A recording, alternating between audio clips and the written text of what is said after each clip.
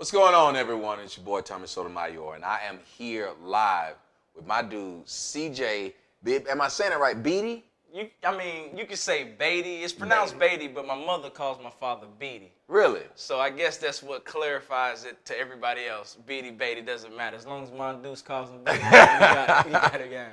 Young man played for the White Sox, and also young man that's doing something that I want to encourage every one of you guys to do, and we're going to talk about that. And what that is that's building your future while living your dream. How you doing, young man? I'm doing good. I mean, they say associate yourself around positive people, and I think I'm in a place where I get a double dose of it. So I'm actually excited to be here. Well, you should be excited too. When you came here, you told me about your day in baseball. Tell them how you did out here on the diamond, out here in the Cactus League. Well, listen, man, I came out here and I said I actually had 2 at-bats today. I joke all the time with the pitchers. You know, my grandma raised me to be a humble guy, and I told the pitchers today, I said, listen, I'm feeling good, but I'm going to swing. I got 2 at-bats to swing as hard as I can with my eyes closed. And today I made contact twice, and the ball traveled, and I think I knocked a piece of cactus off it. But I'm seeing the ball pretty well here, excited about the competition and the opportunity the White Sox are giving me. Cool. And you talked about, since you brought up cactus, tell them what happened the first time you saw one of them real big guys that had their hands up. Man, let me tell you something. See, I'm from North Carolina, and any cactuses you see is either on a painting on the wall, a postcard, or if you go to a Home Depot or Lowe's, to go in there and buy you your little cactus for your desk. Mm-hmm. So just coming out to your place, man, I was actually, I Ubered my way over here and looked out to the distance, and I said, man, are those cactuses? I almost choked the driver to make them stop because I said, I got to get a picture of this. The folks ain't going to believe me back at home, but it's great, man. They actually, you know, with me being every bit of 4'2", ain't nothing wrong with us being short, brother. Ain't nothing wrong with us being short men. We do it. I know that's right. But it's been great. I definitely gonna give me a picture on the way home to send back home to let people know that they do exist out here on the West Side. Hey, I'm from Georgia, so it was the same thing. When I saw them, the first thing I did was jump out of the car and get me a picture with them things. I'm like, they ain't gonna believe this. They are not gonna believe what I just saw. And how big they are. I think the one I stood in front of had to be at least 12 feet. It had to be, man. I can't wait. I gotta get one. My Instagram will never be the same if I stand next to a cactus that size. Now, I want to talk about your career in baseball first off, and then talk about what we met at a conference here, a seminar, so to speak, with Mr. Gaskins. We met there, and you have basically a parallel to what he does. And so I want to talk about that, but I want to talk about your dream right now, the living of the dream part. How long have you wanted to be in Major League Baseball? Man, I think that dream actually started when I was 8 years old. I mean, I've been playing baseball when I was 5, but I really didn't figure out that I wanted to do this professionally until I was 8 years old. One of my idols, Ken Griffey Jr., the man with the sweet stroke that everybody in the Little League wanted to copy. Yes. Yeah, I was one of the 27 people that tried to swing, but it actually worked for me, man. Really? Yeah, it actually worked for me back in the day, man. And I wanted to grow up and be just like Ken Griffey Jr. Posters on the walls. I mean, if he was on a box of cereal, I mean, if the man could have been on a box of some of the nastiest cereal in the world, but I would have made my mother go get it. That's how bad I wanted it. My mother told me, hey, you can have what he has too. Why not you? You know, so, you know, that was the beginning of me and my journey towards Major League Baseball. All right. And I want to ask you, when did you know you had it in you to go professional? When did it click in you? You said, wait, I can turn this. Because we all kids want to be that person in the ninth inning.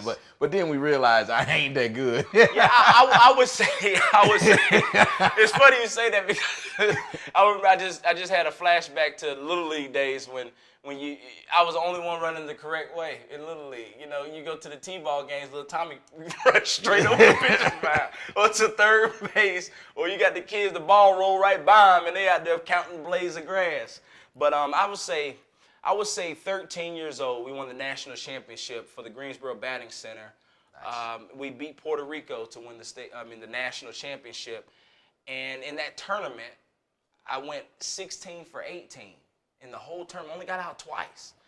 And I didn't know what was going on because, at that particular time, stats don't matter when you're young. You just want to win. You're just playing. So I was just playing for the fun of it. Then at the end of it, they said, hey, man, your son is unbelievable, man. He was doing things we've never seen before.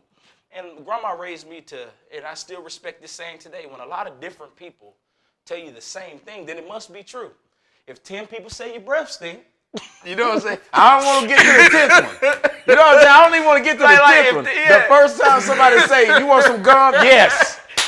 I'm sure you telling me for a reason. Exactly. So when a lot of different people tell you the same thing, just growing up, a lot of different people were saying he's a natural. He has this God-given talent, or man, he has what it takes. And being a humble guy that my parents raised me to be, you laugh it off. I'm just here to play. But it really, after that national championship and realizing the stat that I accomplished, man, I was like, man, maybe I really do have it. Let's go for it. And after 13, I went to college. I went to high school, and I made varsity my freshman year. And I was a starter, batted third. And I said, you know what? All my life, I said, God's blessed me all my life to be the best player on the team. All my life up until this point, well, why can't I continue to be the best person? And if I continue to excel at this level, then therefore I'm bound to make it to the major leagues one day.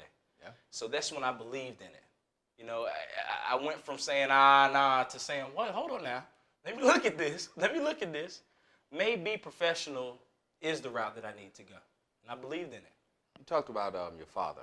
Mm-hmm. What role did your father play in all of this, especially the growing up and you becoming the man that you are today? Man, he plays a very, very vital role into the journey from childhood to manhood, from adolescent to man. I mean, from T-ball, the coach pitch, all the way up to where I am today, because he was the voice that I wanted to hear, the voice that I needed to hear, and the voice that I look for.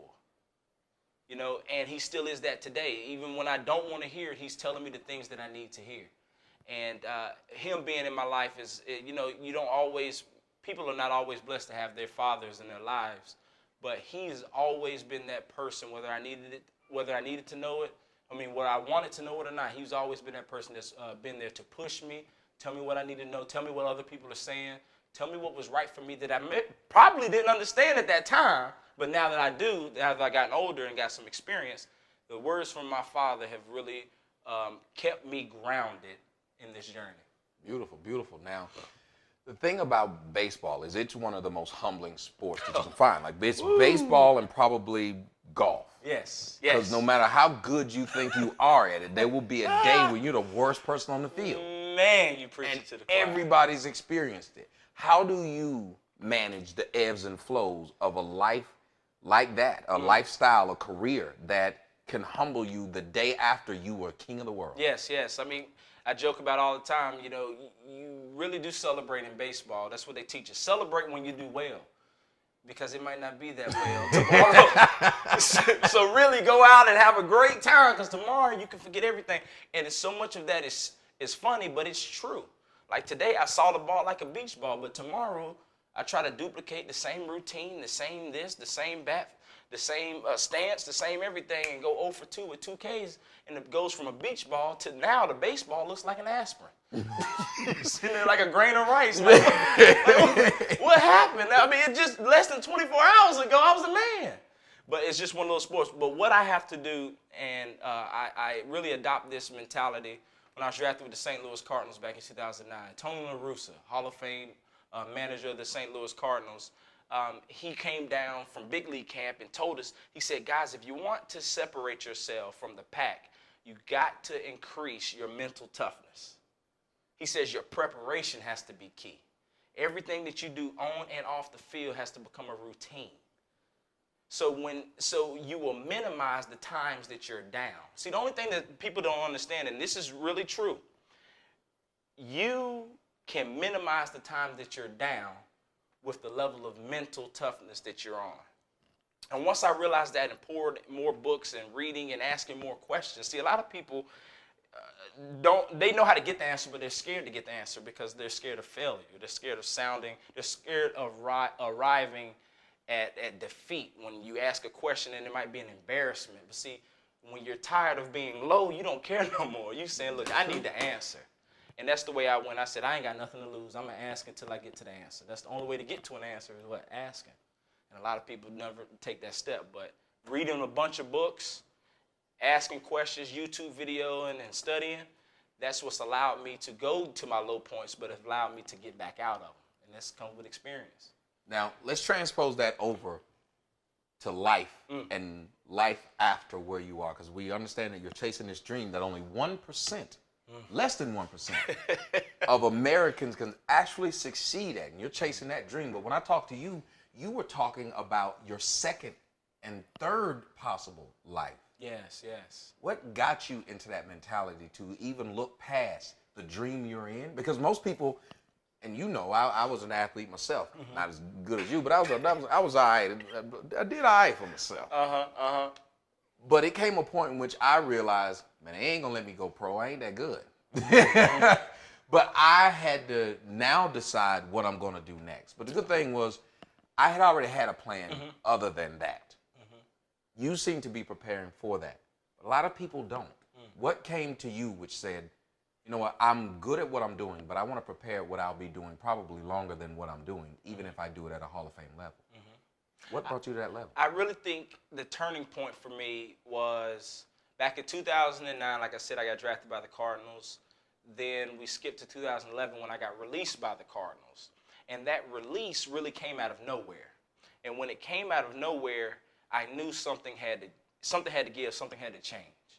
And they say in life that when you get released in baseball and in life, then you don't want to duplicate the same results. So therefore, same you, same results. I needed a new change, so that means I needed a new me.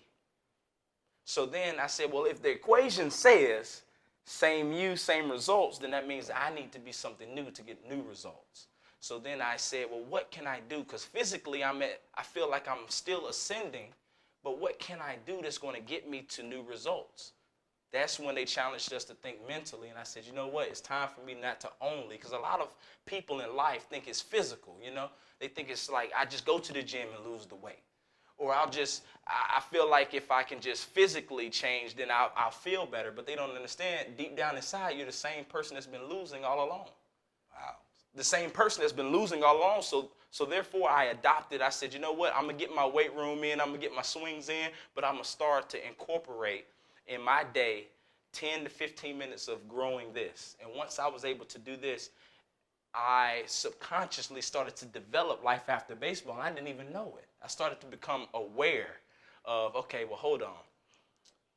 You're telling me that majority of athletes get done with baseball because of injury or stats and results, and they don't have nowhere to go? I said, that's not going to be me. I'm going to start right now developing something so I can have an easier transition to life after baseball.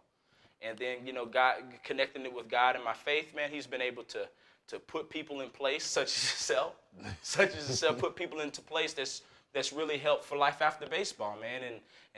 But it all started with that mental. I challenged it. Was it hard? Of course it was hard. But you want it to be hard, because then once you get the rewards, that's what makes it that much better. You don't want things to be easy because everybody have it, you know? That's true. But it's hard for a reason. All right, CJ. So now we're into the thought process of my second life. Okay. And the thought process of my second life has you looking at what? Just helping as many people as possible. Helping as many people. That's my goal. We talked about it briefly. I know we talked about success versus purpose. And growing up, we all see the lavish life on TV. We see the cars. We see the money, the opportunity to just go out and do whatever you want. And growing up, who wouldn't want that lifestyle, just to be able to make their own schedule and say, you know, I'm the boss. I cut the checks. I do this, you know. And then at one point in time, I want a gold in my mouth, but we ain't gonna You're from the South. I mean, come on. I want to grill. I want to have the grill and talk like I have grits in my mouth. You know what I'm saying? So shout out, man. Exactly, Shaw, you know what? What's up, Shaw? But anyway, I really realized that chasing success only is going to keep you at low points all the time. Wow. Because if you only chase success, when life is made to give you more failures than success, then how in the world are you supposed to continue to reach up? All you're doing is thinking that life is going to give you fastballs, baseball. Hey, life ain't going to, that's where you get it. Life's going to throw you some curveballs every now and then. But if you're only focused on the fastball, how are you supposed to hit the curveball? I always equate to baseball because I played a little baseball. So I always equate life to baseball because it actually does equate a lot to baseball. And I always ask people, well, a Hall of Fame batter, a guy who hits Hall of Fame numbers as far as in hitting batting average, where would that lie? They say they have around 2,000, 2,500 hits and probably batting about 330. I said, do you understand what 330 says? That says that 67% of the time, 66.7, you failed. Where else in life can you look at something like that and you think Hall of Fame, fail 60% of the time? But that is life. You will fail like the Hall of Famer. You sure will. So you have to count the joys of the 33, the 333 that you hit, and not the 67 that you missed. And you look at somebody like Barry Bonds, for as impossible as he was to get out, he never hit 400. Sure didn't. So when you think about that and what you do, is it easier for you to equate life to something where, again, it's one of the most humbling sports it is? So since you play the most humbling sport, is it easy for you to be humble in life because you know what you love as a passion is very humbling? I really do believe that, and that's what I do in my speakings. I compare baseball to it because people are really not aware of what baseball brings. They don't know that we play 160 games with like only 12 off days out of 160 games. We're squeezing 160 games in 5 to 6 months. And you're sitting there like, how in the world? See, you only see what they see on TV. And they don't really let that process. They compare it to NFL where they play once a week. You know, we're grinding that out day in and day out. You know, so that's just one variable of the many variables to the equation of baseball and how humbling it can be. You know, and it's still a business. So for the guy that's signed for $20,000 versus the guy that signed for $2.7 million, that's a whole other animal for him because now he's going to only eat the crumbs from the guy that makes $2.7 million. You know, so there's so many different variables to baseball, but the only ones that can survive are the ones that are mentally strong. And that's why I'm able to compare the two to life. Is because life sometimes will be that $2.7 million and only give you crumbs of an opportunity in your situation. But the people that win the game of life are the people that take those crumbs and make the best of it. You know, that's why they say 90% of Americans are broke. And it's not that they're broke, because classified under $100,000 a year is considered broke, according to Forbes. So 90% of Americans are broke, but we say they're broke mentally. Because the 10% that are not broke, you read their story, their bios, their books, all they did was make a decision and follow through with it. So all you got to tell me is I got to be consistent and make a decision and act on it and come up with a plan and run that plan until it happens, and then I'll be in the 10%. That's what I looked at. I said, you know what? They got too many. I said they have too many equations out here for success. I need to pick one, implement it, and be consistent with it, and put it to the test.